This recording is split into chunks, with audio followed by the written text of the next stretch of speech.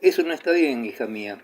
No todo el mundo comprende vuestra amistad de infancia y esta intimidad podría perjudicarte a los ojos de ciertas personas que vienen por casa, sobre todo cuando todo eso no conduce a nada. Quizás habría encontrado ya un buen partido y ahora pierde la cabeza, se vuelve loco. ¿Se vuelve loco?, repite Natalia.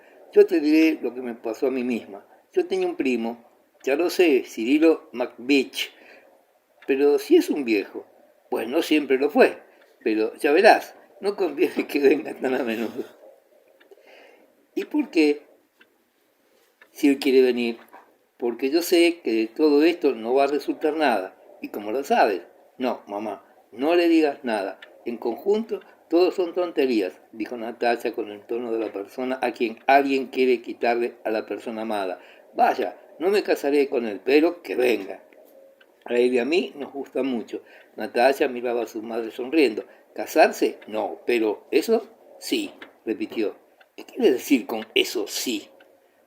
Pues así, va, no es absolutamente necesario casarse, pero eso sí, eso sí, repitió la condesa sacudiendo el cuerpo y echándole a reír con su risa grasa y bonachona. No te rías, basta, basta, gritó Natacha, sacude toda la cama, eres mi propio retrato, basta, aguarda. Tomó las manos de la condesa, le besó desde el meñique de una mano junio y continuó besando la otra mano, julio, agosto. Mamá, estás muy enamorado, ¿qué te parece? Lo están tanto de ti, es encantador, encantador, pero no acaba de gustarme. Es estrecho como el reloj del comedor, ¿no me entiendes? Estrecho, quiere decir gris, claro. ¿Qué locuras estás diciendo?, exclamó la condesa. Natacha prosiguió. ¿No me comprendes? Nikolenka sí me comprendería. Besukov es azul, azul oscuro, mezclado de encarnado y es macizo. ¿También coqueteas con él?, preguntó riendo la condesa. No, he sabido que es masón. Está bien, azul oscuro mezclado con un poco de encarnado. No sé cómo explicarme. Condesa, ¿no duermes todavía?, preguntó la voz del conde desde el otro lado de la puerta. Natalia saltó de la cama con los pies descalzos, tomó las babuchas y huyó hacia su habitación. Tardó mucho en dormirse. Pensaba continuamente que nadie podía comprender todo lo que ella comprendía y todo lo que tenía adentro de sí. Sonia, pensó mirando a Sonia que dormía acurrucada con su enorme trenza descansando sobre los hombros. No, es demasiado virtuosa, está completamente enamorada de Nicolás y no quiere saber nada de nada. Mi mamá lo comprende. Es extraordinario lo inteligente que soy yo y lo encantadora que es ella. Prosiguió hablando de ella en tercera persona, imaginándose que aquello lo decía a alguien muy inteligente, para la persona más inteligente y mejor. Todo, ella lo tiene todo, continuaba diciendo la persona de inteligencia superior, amable y hermosa, extraordinariamente hermosa, hábil, nada, monta admirablemente a caballo y qué voz tiene, eso no hay que decirlo, una voz maravillosa, cantó su frase predilecta de la ópera de Cherubini. Se tiró sobre la cama, rió al pensar que enseguida se dormiría, llamó a Daniushka para que le apagase la luz y cuando Daniushka no había tenido aún tiempo de pasar la puerta, ella ya estaba en otro mundo venturoso, en el mundo de los sueños, donde todo es tan fácil y bonito como en la realidad, pero mucho mejor porque todo es de otra manera. Al día siguiente la condesa invitó a Boris a charlar un rato con ella y después de esta conversación cesó de frecuentar la casa de los Rostov. Capítulo 14.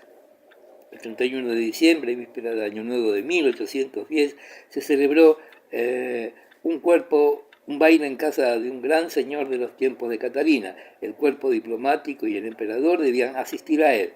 La casa del prócer, muy conocida, situada en el muelle inglés, resplandecía de miles de luces. Cerca del arco de entrada, adamascado, de rojo y brillantemente iluminado, montaban la guardia policías y gendarmes. El jefe de la policía en persona estaba en el portal con una docena de oficiales. Los coches llegaban uno tras otro con lacayos, con librea roja o morada y plumas en los sombreros. Hombres de uniforme con condecoraciones y cintas salían de los carruajes. Las damas, vestidas de raso y armiño, pisaban deliciosamente los estribos y silenciosas, y apresuradas pasaban por la alfombra del portal. A cada carruaje que llegaba se alzaba entre la multitud un rumor y los hombres se descubrían. ¿El emperador? No, el ministro, el gran duque, el embajador. ¿No ves las plumas?, decía entre la gente. Un espectador mejor vestido que los demás parecía conocer a todo el mundo y designaba por sus nombres a los grandes dignatarios de entonces. Una tercera parte de los invitados había ya comparecido y en casa de los Rostov, que debían asistir a aquella fiesta, se ultimaban los preparativos a toda risa. En la familia Rostov aquel baile había dado tema a muchas conversaciones. Habían sentido un gran temor de no ser invitados. Sufrían por si tal vestido no estaría terminado a la hora. Sufrían por el más mínimo detalle.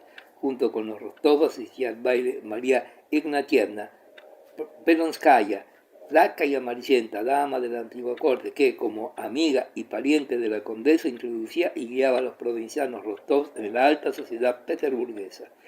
Los Rostov debían pasar a recogerlas a las 10 cerca del jardín de Táurida, y a las 10:05 las muchachas todavía no estaban vestidas. Era la primera vez que Natalia concurrió a un gran baile y había pasado el día en la agitación de los preparativos.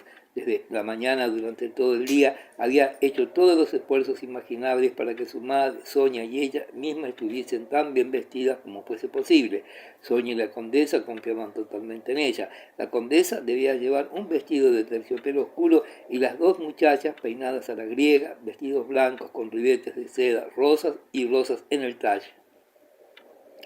Lo esencial estaba ya hecho: las piernas, los brazos, el cuello y las orejas lavadas,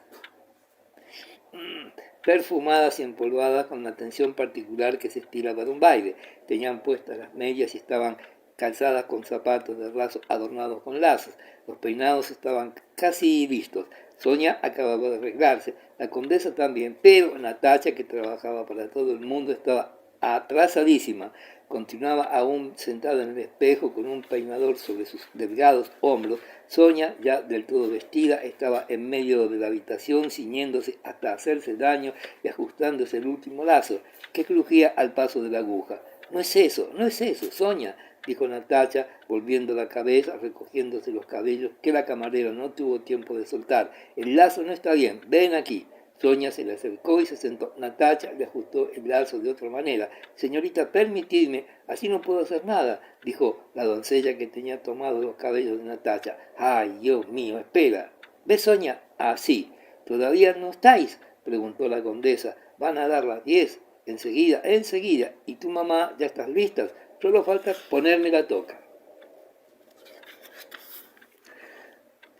No se la pongas en mí. Tú no podrías. Pero si son ya las 10, debían estar en el baile a las 10:30. Natalia todavía tenía que acabar de vestirse y acudir al jardín de Táurida. Cuando estuvo peinada y vestida con sus enaguas cortas debajo del comisón de su madre y luciendo sus zapatos de baile, sonrió al ver a Sonia. La inspeccionó y después fue hacia su madre. La hizo girar la cabeza, le ajustó la toca y, besando rápidamente sus cabellos grises, volvió corriendo hacia donde estaban las chicas, ocupadas en coserle la orla del vestido. La falda de Natalia era larga, la cosían dos doncellas, movían nerviosas el cabo de un hilo, y una tercera corría de Sonia a la condesa con unas agujas en la boca y otra alzaba el vestido transparente que cosían. Mabrucha, más deprisa, hija mía. Deme el dedal, señorita. ¿Estaréis enseguida?, preguntó el conde entrando. Aquí tenéis perfumes. La señorita Pelonskaya debe de estar esperándonos. Ya está, señorita, exclamó la doncella. Alzó el vestido con los dedos, sopló alguna cosa y lo sacudió, mostrando con este gesto que tenía conciencia de la ligereza y blancura de lo que sostenía en sus manos. Natalia comenzó a ponerse el vestido.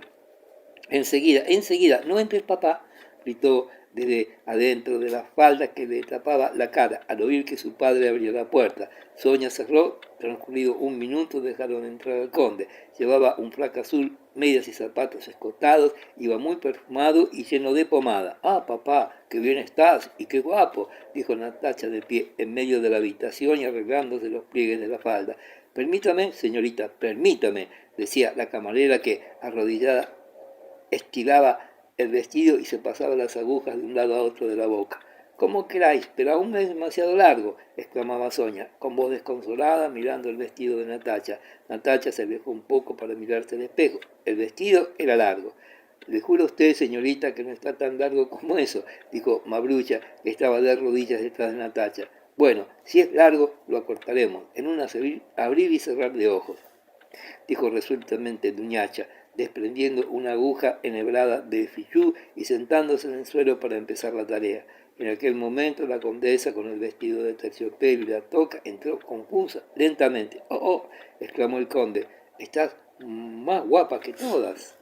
Quiso besarla, pero ella, ruborizada, se aportó para que no le arrugase el vestido. Mamá, la toca más ladeada, dijo Natalia, yo te la arreglaré. Y se precipitó hacia la condesa. Las doncellas que cosían y no habían tenido tiempo de soltar el vestido, se quedaron con un trozo de gasa entre las manos. Dios mío, ¿qué ha sido eso? Yo no tengo la culpa. No es nada, yo lo coseré. No se verá, dijo Duñacha. Pequeñas, queridas, dijo desde la puerta la criada anciana que entró. ¿Y Sonia? ¡Ah, qué guapa! A las 10:15 se metieron en el coche y marcharon, pero todavía tenían que dar la vuelta por el jardín de Táurida. La señorita Peronskaya ya estaba arreglada. A pesar de su edad y de su fealdad, en su casa había pasado lo mismo que en casa de Rostov, aunque no con tantas prisas. Estaba acostumbrada a ello. Su figura envejecida parecía también limpia, perfumada, empolvada, y lo mismo que en casa de los Rostov, la vieja criada entusiasta miró el atuendo de su ama cuando salió del salón con el vestido amarillo ornado con el emblema de las señoritas de honor de la corte. La señorita Peronskaya elogió los vestidos de los Rostov y los Rostov elogiaron el gusto y el vestido de la Peronskaya, y con todas las precauciones por los peinados y las ropas, a las 11 se instalaron en el carruaje y partieron. Capítulo 15. En toda la mañana Natacha no había tenido tiempo para pensar en lo que vería. Al sentir el frío húmedo en la oscuridad del carruaje, se le representó vivamente todo lo que le esperaba allá, en el baile, en los salones resplandecientes, la música, las flores, las danzas, el emperador, toda la juventud brillante de San Petersburgo. Lo que la esperaba era tan bello que no podía llegar a creerlo. De tan poco como se avenía con la impresión de frío, de empequeñecimiento, de oscuridad que daba el coche. Solamente comprendió todo lo que la aguardaba cuando, al pisar la alfombra roja de la entrada, atravesó el vestíbulo, se quitó el abrigo y al lado de Sonia, delante de su madre, subió entre las flores la escalinata iluminada. Solo entonces recordó cómo había de comportarse en el baile y procuró adoptar aquella actitud majestuosa que creía era lo apropiado para una muchacha, pero por suerte sentía que los ojos se le iban por todos lados. El pulso le iba a 100 por minuto y la sangre comenzaba a fluir a su corazón. No podía adoptar las actitudes que la habían hecho ridícula y subía, temblorosa de emoción, intentando dominarse con todas sus fuerzas. Eso era precisamente lo que mejor le sentaba. Delante y detrás de ellos, los invitados, vestidos de gala, iban entrando, conversando en voz baja. Los espejos de la escalinata reflejaban las damas con vestidos blancos, azules, rosas, con diamantes y perlas en los brazos y los cuellos desnudos. Natacha hojeó afanosa los espejos y no pudo distinguirse de las demás. Todo se confundía en una brillante procesión. Al entrar en el primer salón, el rumor de voces de reverencias aturdió a Natacha. La luz contribuía a cegarla más todavía. El señor y la señora de la casa, que hacían ya media hora que esperaban en la puerta y recibían a los invitados con las mismas palabras, encantados de verles, acogieron de la misma manera a los Rostov y a la señorita Peronskaya. Las dos muchachas, con vestidos blancos y rosas en los cabellos negros, correspondieron al saludo, pero la señora de la casa detuvo involuntariamente su mirada en la ligera Natacha. La miró y tuvo para ello solo una sonrisa particular, diferente de su sonrisa de dueña de la casa. Quiere saber si al mirarla recordaba sus tiempos de muchacha y su primer baile. El señor de la casa seguía igualmente con la mirada a Natacha y preguntó al conde cuál era su hija. Encantadora, dijo, besándole la punta de los dedos. En el salón de baile los invitados se apretujaban cerca de la puerta de entrada en espera del emperador. La condesa se colocó en la primera fila de aquella multitud. Natacha comprendía y oía con algunas voces hablaban de ella y que la miraban.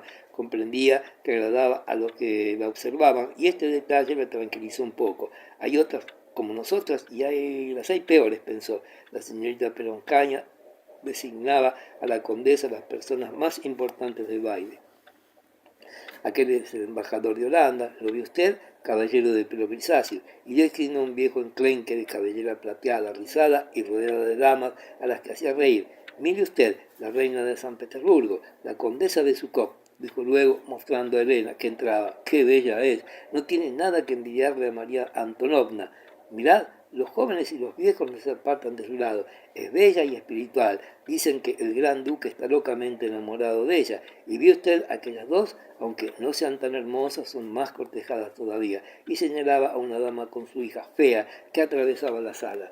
Es una millonaria, dijo la señorita Peronskaya. Mire usted cuántos pretendientes. Aquí tiene usted al hermano de la condesa de Zhukov, Anatolio Kuragin, y le mostró un arrogante caballero de la guardia que pasaba ante ella, mirando por sobre la cabeza de las dos señoras. Es buen mozo, ¿verdad? Le casan con aquella millonaria. Vuestro primo Lescoy también la corteja. Se habla de millones. Sí, sí, es él mismo, el embajador francés, añadió contestando la condesa, que señalando a Caulaincourt le preguntaba quién era. Mirad, parece un emperador. A pesar de todo, los franceses son muy agradables.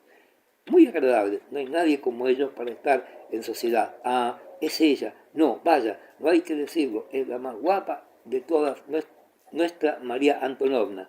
Con qué sencillez va vestida. Y en cuanto a aquel gordo de los lentes, acabó diciendo la señorita Peronskaya, designando a Besukov. Ponedle junto a su mujer. ¡Qué hombre más grotesco! Pedro discurría por entre la multitud, saludando a diestro y siniestro, como si circulase entre la muchedumbre de los mercados. Parecía estar buscando a alguien. Natacha descubrió con satisfacción el rostro conocido de Pedro. Aquel hombre grotesco, como le decía la señorita Peronskaya, sabía que Pedro les buscaba entre la gente y particularmente a ella. Pedro le había prometido que asistiría al baile y le presentaría bailadores. Antes de llegar donde estaban, Pedro se detuvo con un invitado moreno, no muy alto, de facciones muy agradables, que ostentaba un uniforme blanco y estaba apoyado en una ventana hablando con un señor condecorado con cruces y pasadores. Natacha reconoció enseguida al joven del uniforme blanco. Era Volkonsky, el cual le pareció muy rejuvenecido, alegre y mejorado. Otro conocido, Volkonsky. ¿Lo ves, mamá?, dijo Natacha señalando al príncipe Andrés. ¿Recuerdas? Pasó una noche en casa en Otronoye. ¿También le conoce usted?, preguntó la señorita Perovskaya. Le detesto. Ahora hace hablar mucho de él. Un orgulloso, insoportable. Es como su padre. Ahora está muy ligado con Speransky. Escribe no sé qué proyectos. Mire usted cómo habla con las señoras. Ellas le hablan y él les vuelve la cara. Ya desarrollaría yo si me lo hiciesen a mí. Capítulo 16. Súbitamente todo se agitó, la multitud empezó a hablar, se adelantó y retrocedió de nuevo, y al son de la música el emperador avanzó entre dos filas. El dueño y la dueña de la casa iban detrás de él. El emperador avanzaba saludando rápidamente a derecha e izquierda, como si quisiese deshacerse cuanto antes desde el primer momento del ceremonial. La música interpretaba una polonesa muy en boga entonces. Alejandro, Elizabeth, nos cautivan, etc. El emperador entró en el salón, la multitud se apretujaba en las puertas y algunas personas con cara de circunstancias iban y venían rápidamente. De nuevo la multitud se apartó hacia las puertas del salón en que el soberano hablaba con la señora de la casa. Un joven de aspecto frustrado avanzaba hacia las damas y les rogaba que se echasen un poco más hacia atrás. Algunas, cuyas caras expresaban un completo olvido de las conveniencias sociales, se aplastaban los vestidos para pasar a primera fila. Los caballeros se acercaban a las damas y se formaban las parejas para la polonesa. Todo el mundo se apartaba y el emperador, sonriente, dio la mano a la señora de la casa y, marchando fuera de compás, atravesó la puerta del salón. Detrás seguía el dueño de la casa con la señora María Antonovna Narishin. Luego los embajadores, los ministros, los generales, que la señorita Peronskaya iba nombrando sin interrupción. Más de la mitad de las damas con sus caballeros seguían bailando la polonesa o se disponían a hacerlo. Natacha vio que iba a quedarse con su madre y Sonia en el pequeño grupo de señoras arrinconadas a la pared y que nadie había sacado a bailar a la polonesa. Natacha estaba en pie, con los brazos caídos. Su pecho, apenas formado, se agitaba con regularidad y retenía la respiración. Miraba ante sí con los ojos brillantes, asustados, con la expresión de esperar a la alegría mayor del mundo o la decepción más amarga. Ni el emperador ni todos los demás personajes que designaba la señorita Peronskaya le ocupaban la atención. No tenía sino un pensamiento: nadie me vendrá a buscar, no bailaré con las primeras. Todos estos señores que parece que no me vean y si me miran parece que digan: ah, no es ella, así pues no es preciso mirarla. ¿No se darán cuenta de mí? No, eso no es posible, pensó. Deberían comprender que quiero bailar, que bailo y que se divertirían mucho si bailasen conmigo. La polonesa, que hacía rato que se oía, comenzaba a resonar tristemente como un recuerdo al oído de Natacha. Tenía ganas de llorar. La señorita Peronskaya se alejó del grupo. El conde estaba al otro extremo de la sala. La condesa Sonia y ella estaban solas como en un bosque, ni interesantes ni útiles a nadie, entre aquella multitud extraña. El príncipe Andrés pasó entre ellas con una dama, evidentemente no las conocía.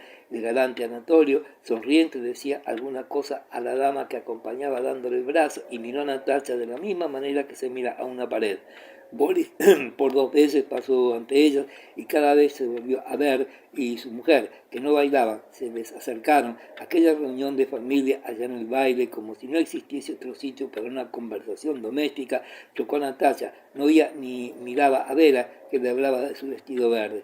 Finalmente el emperador se detuvo cerca de la última pareja. La música cayó. El ayudante de campo, con aire preocupado, corrió hacia donde estaban los Rostov y les rogó que se hiciesen atrás. A pesar de que estaban ya rozando la pared, la orquesta entonó un vals de ritmo lento y ensordecedor. El emperador, con una sonrisa, miró la sala. Transcurrió un momento y nadie se movió. El ayudante de campo se dirigió a la condesa de Zhukov y la sacó a bailar. Ella alzó las manos sonriendo y sin mirar la apoyó en el hombro del ayudante. El ayudante de campo, maestro de ceremonial, que en estas funciones era un artista, sin precipitarse, con aplomo y decisión, enlazó fuertemente a su pareja y empezaron a bailar, deslizándose primero en círculo alrededor de la sala. Le tomó la mano izquierda, le hizo dar una vuelta y al compás cada vez más rápido de la música no se oía más que el tintineo de las espuelas, las piernas ágiles y diestras del ayudante de campo, y a cada 3 pasos el vestido de terciopelo de su bailadora se alzaba desplegándose. Natacha les miraba, estaba a punto de llorar por no poder bailar aquella primera vuelta de vals. El príncipe Andrés, con su uniforme blanco de coronel de caballería, con medias de seda y zapatos bajos, animado y alegre, estaba en primera fila del círculo cerca de los Rostov. El barón Virchow hablaba con él de la primera sesión del Consejo del Imperio que el día siguiente debía celebrarse. El príncipe Andrés, como hombre muy ligado con Speransky, que participaba de los trabajos de la Comisión de Leyes, podía dar informaciones fidedignas sobre la sesión del día siguiente, con motivo de la cual circulaban diversos rumores, pero no escuchaba lo que Bischoff le decía y miraba ora al emperador, ora a los caballeros que se disponían a bailar, y no se decidía a entrar en el círculo. El príncipe Andrés observaba a aquellos bailadores y bailadoras que el emperador intimidaba y que se morían de ganas de ser invitados. Pedro se acercó al príncipe Andrés y le tomó de la mano. «Todavía no bailas. Aquí tengo una protegida mía, la pequeña de los Rostov. Invítala si te place», dijo. «¿Dónde está?», preguntó Volkov. «Perdone», dijo el varón. Ya acabaremos esta conversación en otro lugar. Estamos en el baile y hay que bailar». Avanzó en la dirección que Pedro le indicaba. La cara desesperada, palpitante de Natacha saltó a los ojos del príncipe Andrés. Adivinó lo que pensaba y comprendió que aquel era su primer gran baile. Recordó la conversación de la ventana y con la expresión más alegre se acercó a la condesa Rostov. «Permítame que le presente a mi hija», dijo la condesa ruborizándose. «Ya tuve el gusto de serle presentado, si lo recuerda usted, condesa», dijo el príncipe Andrés con una sonrisa cortés y profunda que estaba totalmente en contradicción con lo que había dicho la señorita Perenskaya respecto a la grosería del príncipe. Luego se acercó a Natacha y se dispuso a pasarle la mano por la cintura antes de haberle invitado a bailar. Le propuso una vuelta de vals. La expresión de desespero de Natacha, tan propicia al dolor como al entusiasmo, se iluminó con una sonrisa de felicidad, de gratitud infantil. «Hace mucho tiempo que te esperaba», parecía decir la sonrisa de aquella chiquilla encantada y satisfecha cuando apoyó el brazo en el hombro del príncipe Andrés. Era la segunda pareja que entraba en el círculo. El príncipe Andrés era uno de los más diestros bailarines de su tiempo. Natacha bailaba admirablemente. Hubiérase dicho que sus pies calzados de gala no tocaban el suelo y la cara le resplandecía de entusiasmo y felicidad. El cuello y los brazos, desnudos y delgados, no eran precisamente hermosos comparados con los de Elena. Tenía los hombros flacos, el pecho no estaba formado todavía, los brazos eran delgados, pero sobre el cuerpo de Elena parecía que hubiese el barniz de los miles de miradas que resbalaban sobre ella, mientras Natacha tiene la actitud de la niña descotada por primera vez, la niña que se avergüenza de su escote, pero que le han dado a entender que era necesario lucirlo.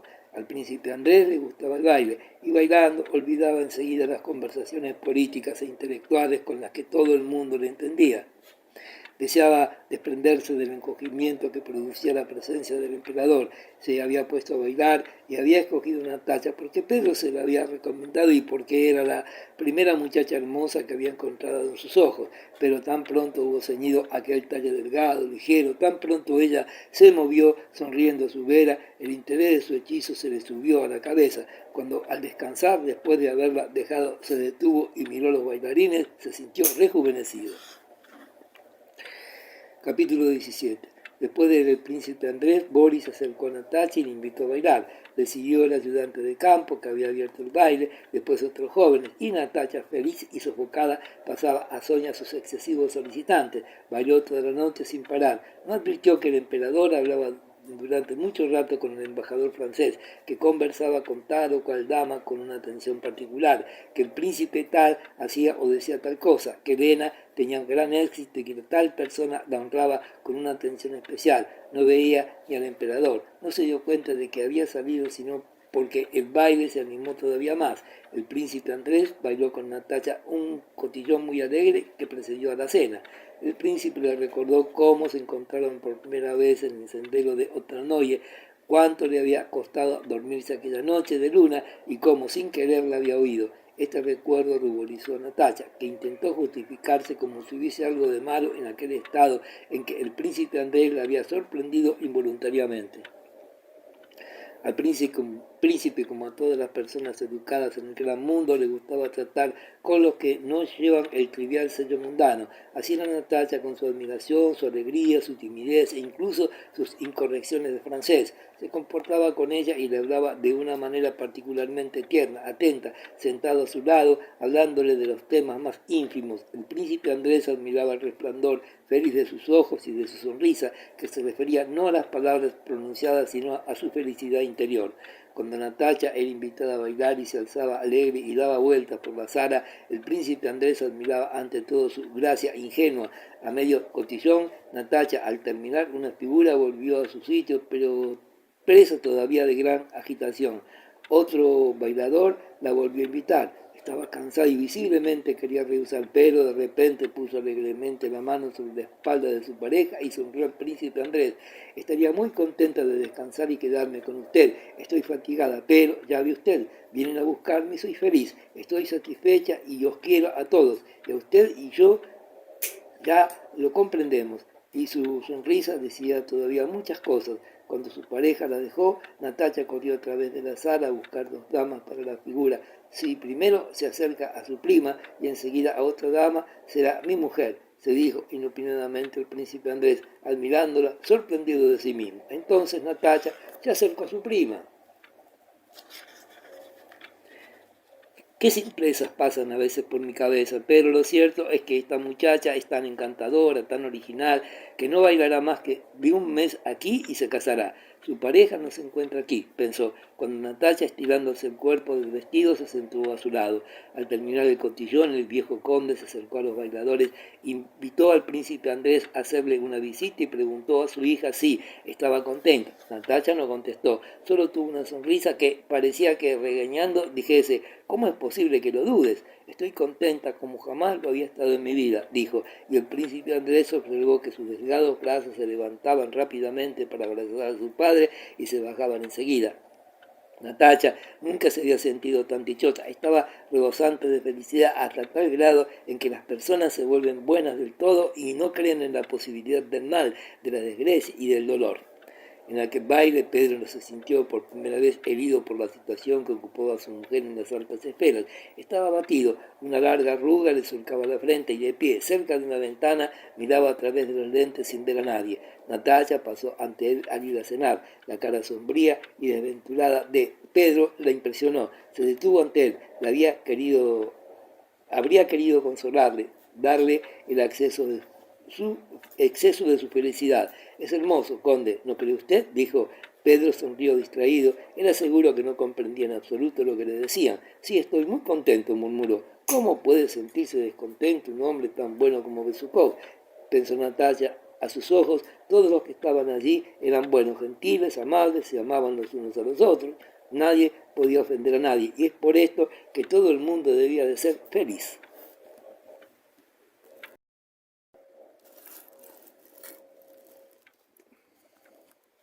Capítulo 18. Al día siguiente el príncipe recordó el baile de la noche anterior, pero sus pensamientos no le absorbieron mucho tiempo.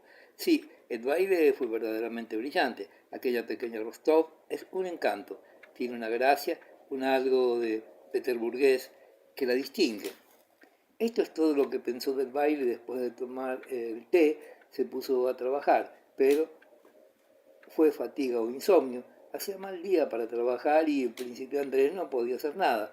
Se pasó el rato criticando su trabajo, lo cual le sucedía a menudo, y tuvo una alegría cuando le fue anunciada una visita. El visitante era Bitsky, miembro de muchas comisiones que frecuentaba todos los salones de San Petersburgo. Era un apasionado admirador de las nuevas ideas de Speransky y además un atareado propagador de noticias por la ciudad.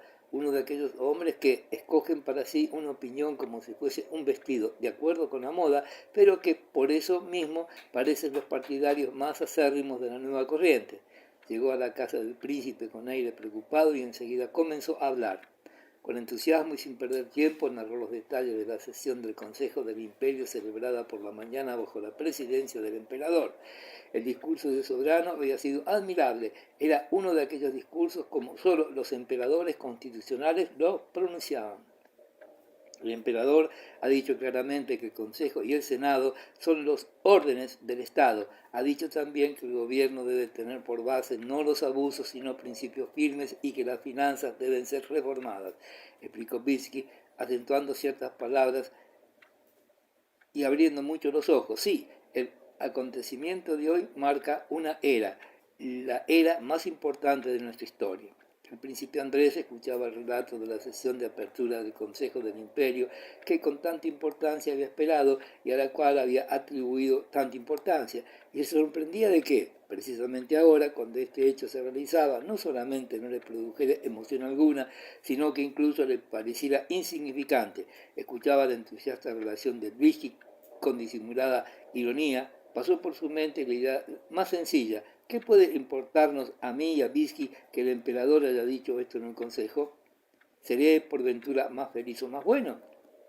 Y este sencillo razonamiento destruyó sin más ni más el interés que el príncipe Andrés sentía por las reformas.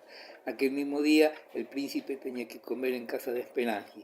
Aquella invitación a comer en intimidad de un hombre del cual era tan entusiasma había halagado al al príncipe Andrés, tanto más cuanto que nunca había visto a Speransky y dentro de su círculo familiar, pero entonces no sentía deseos alguno de asistir. No obstante, a la hora fijada para la comida, el príncipe Andrés entró en el pequeño hotel que Speransky tenía cerca del jardín de Táurida, en el comedor que se distinguía por una meticulosa pulcritud que recordaba la de los conventos. El príncipe Andrés, que llegaba con algún retraso a las 5, encontró reunidos a los amigos íntimos de Speransky. No había allí señoras, a excepción de la hija de la casa, de rostro alargado, muy parecido al de su padre, y su institutriz. Los invitados eran Gerdé, Maninsky y Stolypin. En la antecámara el príncipe Andrés oyó un murmullo de voces y una carcajada clara, sonora. La carcajada era como las que se oyen en el teatro. Alguien con una voz que parecía la de Speransky prorrumpía muy distintamente en estertorio ¡ah, ah, ah! El príncipe Andrés nunca había oído la risa de Speransky y aquella carcajada sonora de hombre de estado le hirió de una manera insólita. Entró en el comedor, Todos los invitados estaban reunidos en dos ventanas cercanas a la mesa auxiliar, cargada de entremeses. Spelunky en frac gris con una condecoración, chaleco blanco, el mismo que llevaba seguramente en aquella primera sesión del consejo. La cara alegre estaba de pie cerca de la mesa. Los invitados le rodeaban. Magnitsky, dirigiéndose a Miguel Mikhailovich, contaba una anécdota. Spelunky le escuchaba y reía por adelantado de lo que diría. Cuando entró el príncipe Andrés, las palabras de Magnitsky eran de nuevo ahogadas por las risas. Stolypin, masticando un pedazo de pan con queso, reía en un tono de bajo profundo. Gervais sostenía una risa discreta y Spelunky reía francamente, distintamente. Spelunky, sin dejar de reír, tendió su mano blanca y suave a Volkonsky. Encantado de verle, príncipe. Un momento, objetó Magnitsky, interrumpiéndole. Hoy ofrezco una comida íntima a unos amigos, así es que mi palabra de negocios. Y se dirigió resueltamente al narrador y de nuevo comenzó a reír. El príncipe Andrés escuchaba la risa de Spelunky y con la sorpresa y la tristeza de la decepción, y le miraba. Al príncipe Andrés le parecía que no era Spelunky, sino otro hombre muy diferente. Todo aquello que de misterioso y atractivo había encontrado en Spelunky de repente se le aparecía diáfano y sin ningún interés. En la mesa la conversación no languideció ni un momento, pues contaron infinidad de anécdotas divertidas. Magnitsky no había terminado todavía la suya cuando alguien propuso contar otra más divertida. Las anécdotas se referían casi todas al mundo de la administración o de los funcionarios. En aquella reunión la nulidad de aquellas personas parecía establecida de una manera tan definitiva que la única opinión que era posible formarse no pasaba de una indulgencia cómica. Spelunky contaba que aquella mañana en el Consejo del Imperio, un miembro del mismo sordo, cuando se le preguntaba su opinión, contestaba siempre que coincidía con los demás. Gervais explicó un asunto de inspección, notable por la torpeza de todos los que intervenían en él. Stolypin, tartamudeando, comenzó a hablar de los abusos del antiguo régimen, amenazando dar un tono serio a la conversación. Magnitsky comenzó a bromear sobre el celo de Stolypin. Gervais soltó una perogrullada y la conversación cobró su tono de frivolidad. Evidentemente, después del trabajo, a Spelunky le gustaba divertirse y pasar el rato con unos cuantos amigos, y todos los invitados, comprendiendo su deseo, procuraban distraerlo y divertirse. Pero aquel torneo parecía pesado y aburría al príncipe Andrés. El sonido estridente de la voz de Spelunky le hería desagradablemente y su incesante risa le molestaba por su tono de falsete. El príncipe Andrés no reía y temía ser un estorbo en la reunión. Pero nadie notó la disonancia de su humor. Todo el mundo parecía muy alegre.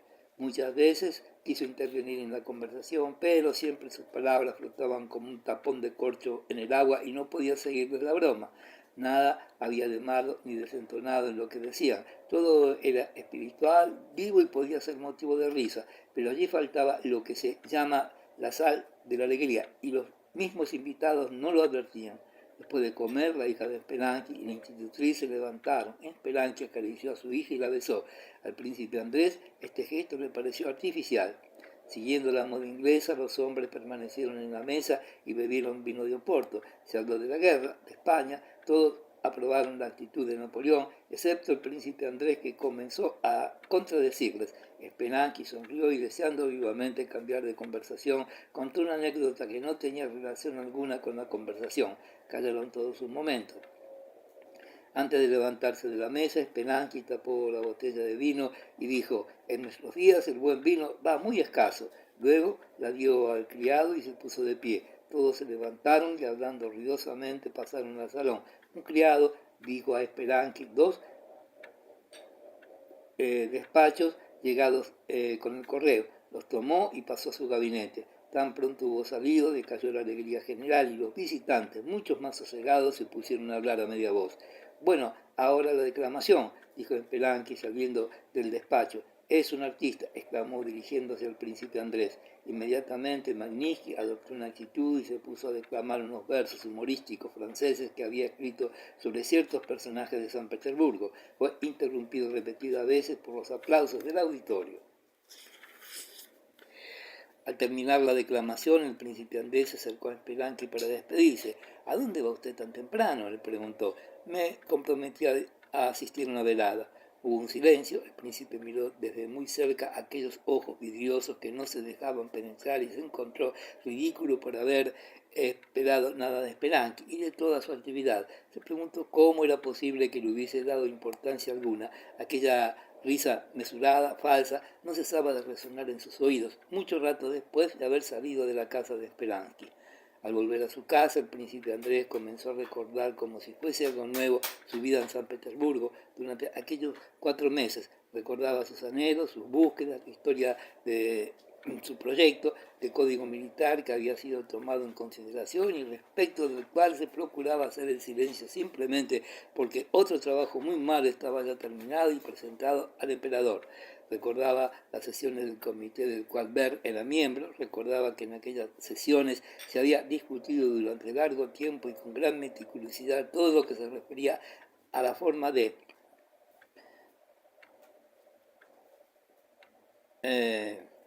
las sesiones del comité y la manera como se dejaba de lado todo lo que era esencial. Recordaba su trabajo de codificación, la atención con que había traducido al ruso los artículos de los códigos romano y francés y se sentía hondamente avergonzado de sí mismo. Enseguida se representó vivamente Bogucharabo, sus ocupaciones en el campo, su viaje a Riazán, recordando luego a los campesinos, el starosta Dron, y explicándoles en idea el derecho de gente que había seleccionado en artículos, quedaba admirado de que hubiese podido ocuparse tanto tiempo en un trabajo tan estéril. Capítulo 19. Al día siguiente, el príncipe Andrés fue de visita a casa de algunas personas a las que todavía no había ido a saludar y entró en casa de los Rostov, con los cuales había reanudado sus relaciones en el último baile. Además de cumplir una regla de cortesía que le obligaba a visitarles, quería ver en el marco de su casa aquella chica original, animada, que le había dejado un recuerdo tan agradable. Natacha fue de los primeros en salir a recibirle. Llevaba un vestido azul que para el gusto del príncipe Andrés le sentaba todavía mejor que aquel del baile. Ella y toda la familia recibieron al príncipe Andrés como a un amigo antiguo, con sencillez y cordialidad. Toda la familia, a la que en otra ocasión el príncipe Andrés había juzgado tan severamente, ahora le parecía formada por buena gente, muy sencilla y amable. La hospitalidad y franqueza del conde, que en San Petersburgo se comportaba con una particular gentileza, era tal que el príncipe Andrés no pudo rehusar la invitación a cenar. Sí, son buena gente, pensó Volkonsky, y seguramente no saben qué tesoro tienen en Natacha. Son buena gente y forman el mejor fondo para esta encantadora muchacha tan poética y tan llena de vida. El príncipe Andrés sentía en Natacha la presencia de un mundo particular, totalmente extraño para él, colmado de ignoradas alegrías de aquel mundo extraño que ya le había excitado en el sendero de Otranoye y en las ventanas en aquella noche de luna. Ahora en este mundo no encontraba ya nada desconocido. Después de la cena, Natacha, porque el príncipe Andrés se lo había pedido, fue al piano y se puso a cantar. El príncipe estaba cerca de la ventana hablando con las señoras y le escuchaba. Al final de una frase enmudeció e impensadamente sintió que en su garganta se agolpaban unos sollozos cuya posibilidad no sospechaba. Miró a Natacha, que cantaba, y por su alma pasó algo nuevo y feliz. Estaba alegre y triste al mismo tiempo. No tenía razón para llorar, pero las lágrimas se le escapaban. ¿Por qué? Por su antiguo amor, por la pequeña princesa, por sus ilusiones y sus esperanzas. Sí y no. Lo que le hacía saltar las lágrimas, sobre todo, la contradicción violenta que súbitamente había reconocido entre alguna cosa infinita, grande, que existía en él, y la ínfima materia corporal que era él y también ella. Esta contradicción le entristeció y le produjo placer mientras ella cantaba. Cuando Natacha acabó de cantar, se le acercó y le preguntó si le gustaba su voz. Natacha formuló esta pregunta y se avergonzó inmediatamente al comprender que era una pregunta que no debía hacer. El príncipe la miró y sonrió. Le dijo que su manera de cantar le gustaba como todo lo que ella hacía. El príncipe Andrés se marchó muy tarde de casa de los Rostov.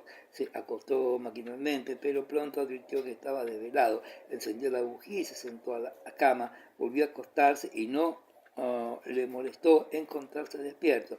Venía andando alegre y nueva, como si se hubiese escapado de un cuchitril hacia el aire libre. No se le ocurría pensar que estaba enamorado de la señorita Rostov. No pensaba en ella, se la imaginaba solamente y gracias a esto toda su vida se le presentaba bajo un nuevo aspecto.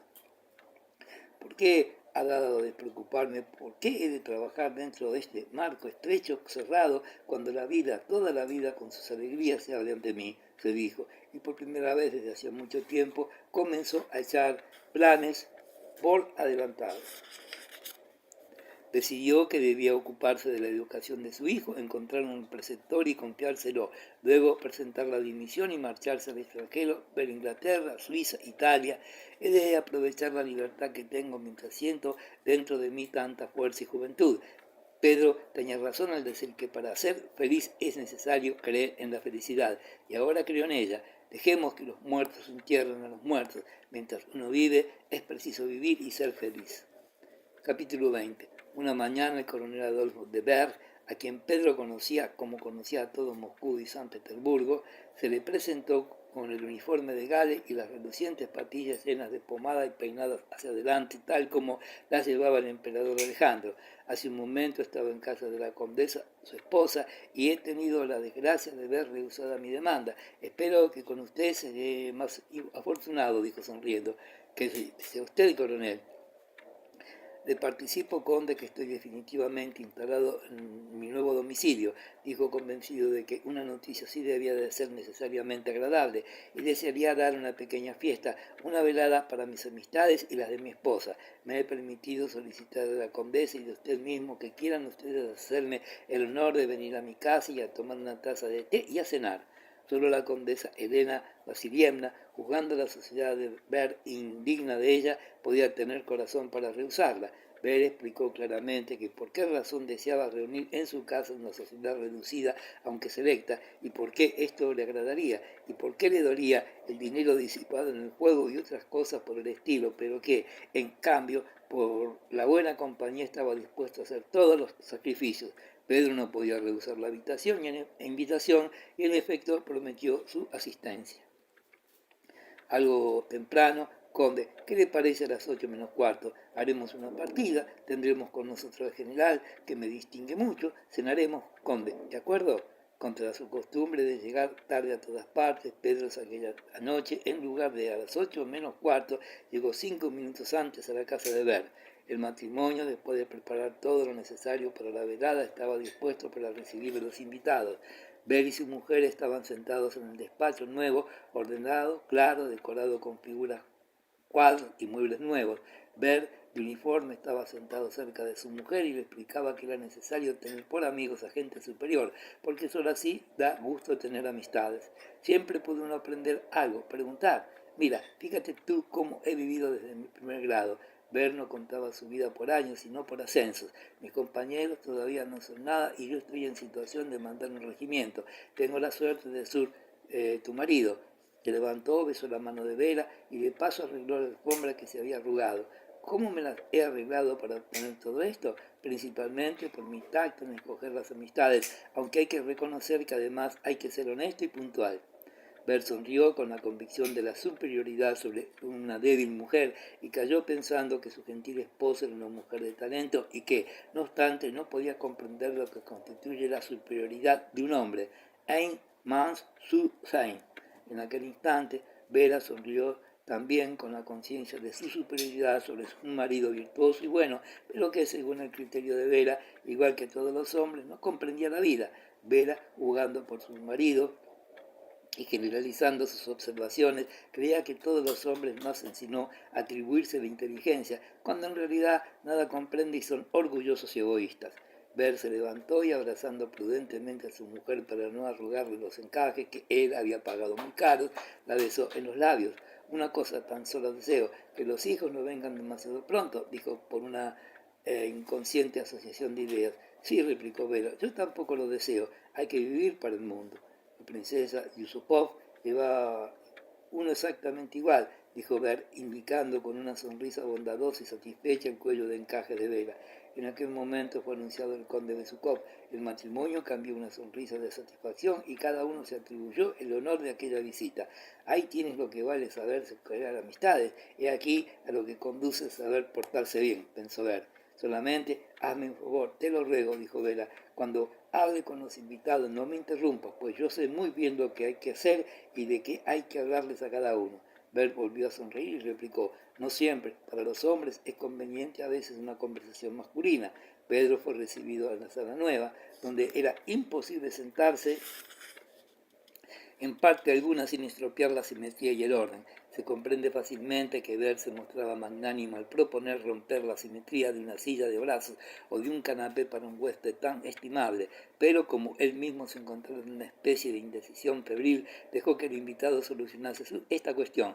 Pedro estropeó la simetría al tomar una silla y enseguida Bert y Vera dieron por comenzada la velada, interrumpiéndose mutuamente para ocuparse del invitado. Vera, que se había metido en la cabeza que a Pedro había que hablarle de la embajada francesa, inició la conversación. Ver, que había pensado que era necesaria una conversación masculina, interrumpió a su mujer y planteó la cuestión de la guerra en Austria e involuntariamente pasó a consideraciones personales, a la proposición que le había hecho de formar en la campaña de Austria y las razones que le habían impulsado a no aceptar. Con todo, y que la conversación fue muy embarullada y que Vera se disgustó por la irrupción del elemento masculino, marido y mujer experimentaban con placer, a pesar de que hubiese un solo invitado, que la velada estaba muy animada y que se parecía como dos gotas de agua a todas las veladas, con sus conversaciones, el té y las bujías encendidas. Al poco rato llegó Boris, el antiguo compañero de Ver. Mantenía un cierto aire de superioridad respecto de Vera y de Ver. Después de Boris llegó una dama con un coronel, tras ella el general en persona, enseguida Rostov, y la velada fue indiscutiblemente igual a las demás. Ver y Vera no podían disimular una sonrisa dichosa al ver aquel movimiento en el salón, aquel murmullo de conversaciones simultáneas, aquel crujir de faldas, aquellos saludos. Todo era como en todas partes. El general no se cansaba de elogiar la casa, daba frecuentes y vigorosas palmadas en la espalda de Ver y, sobre todo, con una despreocupación paternal, daba la orden de preparar la mesa para la partida de Boston. El general se sentaría al lado del conde Elías Andrievich, como el invitado de mayor consideración después del conde, los viejos con viejos y los jóvenes con los jóvenes, la señora de la casa cerca de la mesa de té, en la cual había los mismos dulces, las mismas fuentes que se veían en la velada de los Panning. Todo era absolutamente igual que en las demás casas. Capítulo 21. Pedro, en su calidad de invitado de importancia, debía jugar al Boston con el conde, el general y el coronel en la mesa de juego. Pedro se hallaba sentado frente a Natacha y estaba admirado del cambio extraño que notaba en ella desde el día del baile. Natacha se mostraba taciturna y no solamente no estaba tan hermosa como en el baile, sino que incluso hubiera parecido fea si no hubiese sido por aquella actitud dulce e indiferente a todo. ¿Qué le pasa?, pensó Pedro mirándola.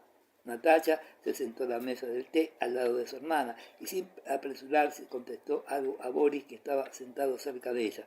Pedro, que jugaba la vuelta y con gran contento de sus compañeros hacia 5 bazas, oyó el ruido de los pasos de alguien que entraba en la sala y rumor de saludos y miró recogiendo la carta. ¿Qué ha pasado?, se dijo cada vez más sorprendido.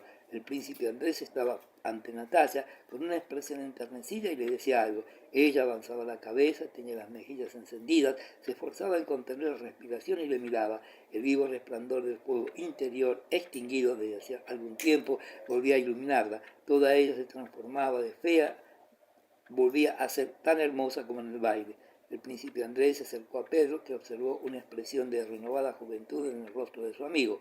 Durante el juego, Pedro cambió de sitio varias veces y tan pronto daba la espalda a Natacha como estaba frente a ella. Durante 6 pasadas observé a los dos.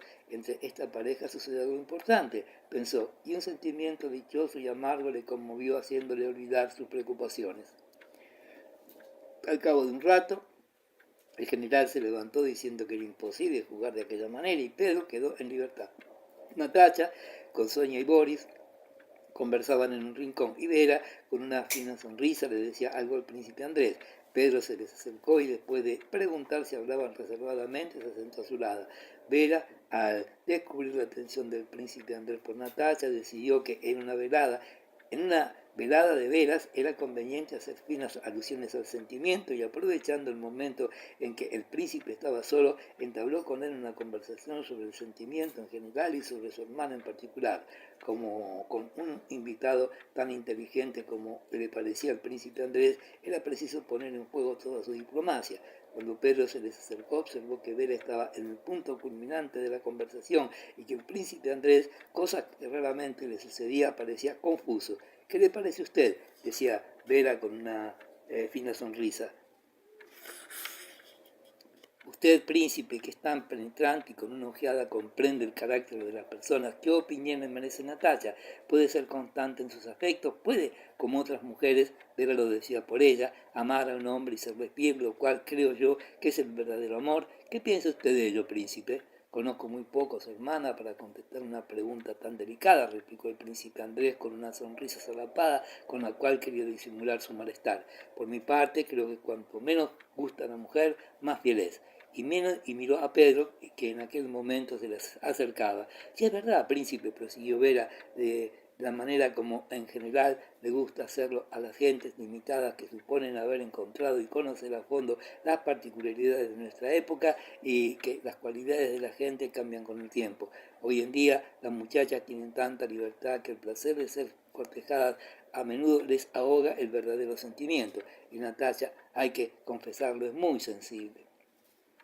Esta nueva alusión a Natacha hizo fruncir de nuevo las cejas del príncipe Andrés.